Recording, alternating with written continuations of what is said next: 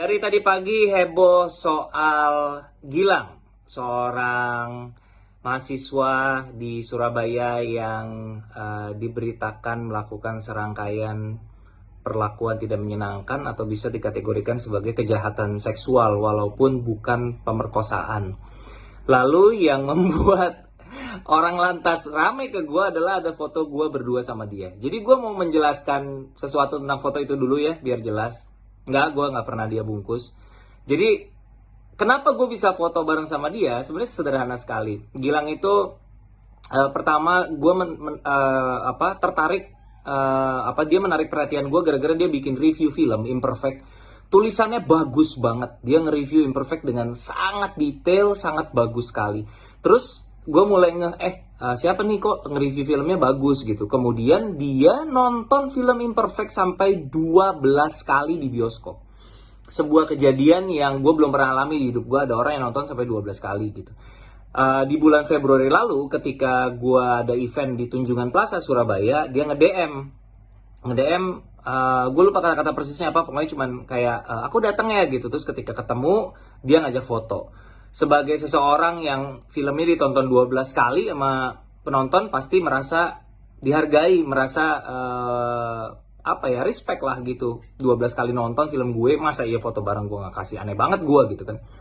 Ya udah, selesai sampai di situ, gue upload sebagai bentuk apresiasi, gue terima kasih udah nonton film gue 12 kali. Ketika beredar pagi ini, gue cek akun Instagram dia udah nggak aktif.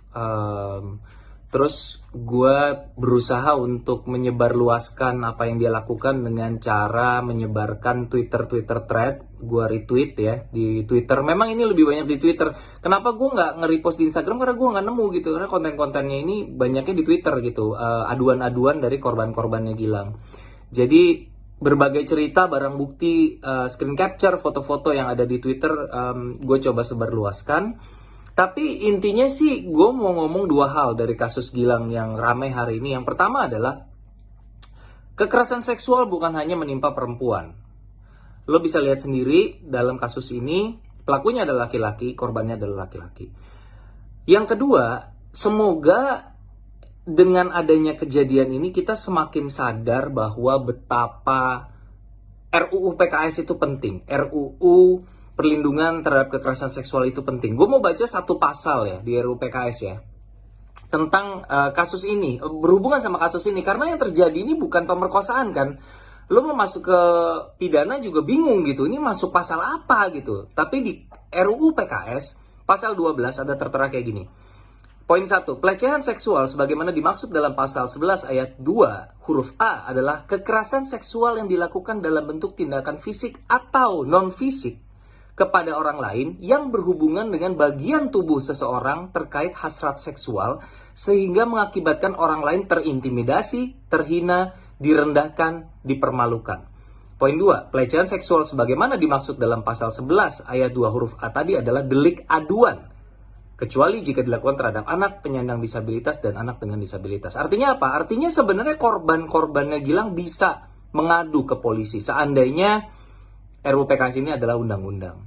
Jadi semoga hikmahnya dari kasus inilah kita bisa melihat betapa kekerasan seksual itu tidak sesederhana pemerkosaan. Kekerasan seksual tidak harus berkaitan dengan ancaman. Seringkali dalam banyak kasus tidak ada penetrasi seksual, tidak ada ancaman penghilangan nyawa, tapi itu semua bisa dalam bentuk intimidasi, dalam bentuk psikis, ya kan, yang mengakibatkan sebenarnya yang udah dilindungi oleh undang-undang tadi adalah mengakibatkan orang lain terintimidasi, terhina, direndahkan atau dipermalukan.